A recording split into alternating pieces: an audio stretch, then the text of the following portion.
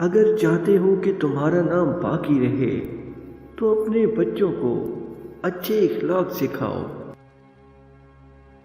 جب ضمیر ملامت کرنا چھوڑ دے تو سمجھ لو اب انسانیت ختم ہو گئی۔ زندگی میں جو چاہے حاصل کرو، مگر اتنا خیال رہے کہ تمہارا کامیابی کا راستہ لوگوں کے دلوں کو توڑتا ہوا نہ گزرے۔ خود غرض لوگ رشتوں کو نبھاتے کم اور آزماتے زیادہ ہیں۔ جس دن تمہیں قرآن سمجھ آ گیا اس دن نہ تمہارا کوئی مسلک ہوگا اور نہ کوئی فرقہ۔